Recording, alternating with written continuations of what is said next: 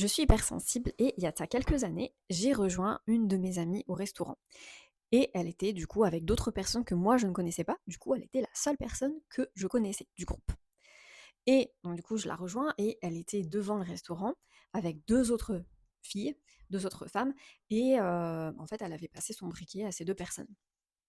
Donc moi, j'arrive et du coup, je lui dis bonjour. Je lui fais la bise. Et le réflexe que j'ai, c'est que ben, je fais la bise aux deux autres filles qui sont à côté, puisque ben, elles étaient en train de parler, etc. Et je me suis dit, ben, c'est des filles du groupe. Non, pas du tout. C'était des filles bah, avec qui elle discutait juste là devant le restaurant. Et du coup, alors je me suis sentie gênée, mais comme pas possible, c'était horrible. Et en même temps, je me dis, bon, bah, au moins, je suis très polie comme fille. Mais du coup, on a beaucoup rigolé de cette anecdote. Et en fait, ça s'explique parce que je suis hypersensible et je fais de l'anxiété sociale. Et du coup, c'est très compliqué pour moi quand j'arrive dans une nouvelle configuration, on va dire relationnelle, où je sais pas trop qui est qui, de faire la bise, etc. Pareil, je sais jamais si les gens veulent venir me faire la bise ou pas, parce que j'ai du mal avec ces codes relationnels là, clairement. Et peut-être que toi aussi, t'es hypersensible et que tu fais de l'anxiété sociale. En tout cas, moi, ça va beaucoup, beaucoup mieux qu'avant. Je veux dire, avant, c'est ce genre de truc, ça pouvait vraiment me miner le moral. Là, aujourd'hui, je suis capable d'en rire parce que bah, c'est rigolo, en fait.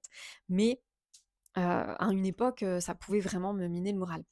Et je pense que je suis pas la seule, parce que quand j'étais à la fac, franchement, il m'arrivait un truc dans ce goût-là, c'est-à-dire que j'étais à la bibliothèque universitaire et il y a une nana qui est venue me voir, elle me dit: «Ah mais je t'avais pas reconnue». Elle me regarde et en fait elle me claque la bise et j'ai jamais su qui c'était.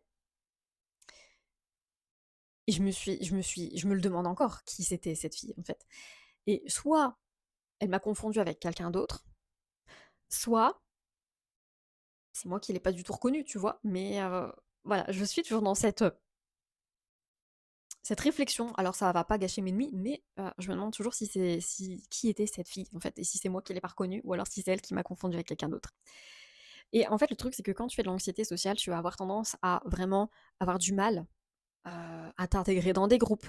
Moi, tu vois, quand j'ai repris la danse il y a quelques années, mon Dieu, c'était compliqué et en même temps, j'ai ce détachement de me dire: «Mais en fait, je suis là pour moi et je suis pas là pour les autres».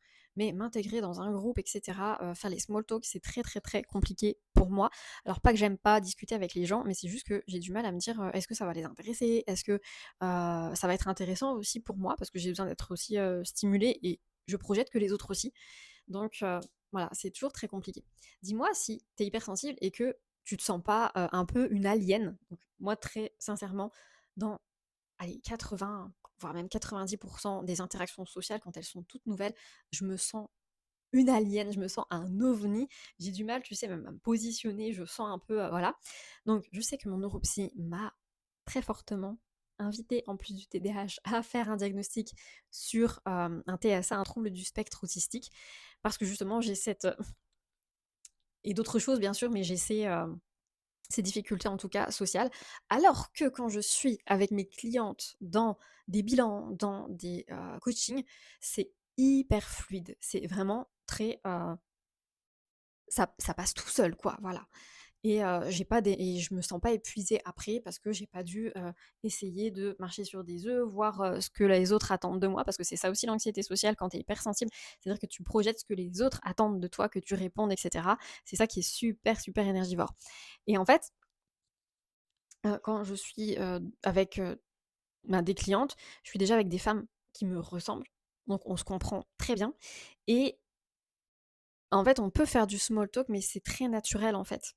C'est très naturel et c'est toujours dans le cadre, finalement, de leur accompagnement. Et ce qui est génial, c'est que de ces small talk, tu as quand même un fil conducteur avec, bah, les relations humaines, avec, le développement personnel, avec, la spiritualité et cetera. Donc voilà, on passe toujours des très bons moments, mais dans ce contexte-là qui est, plus professionnel pour moi.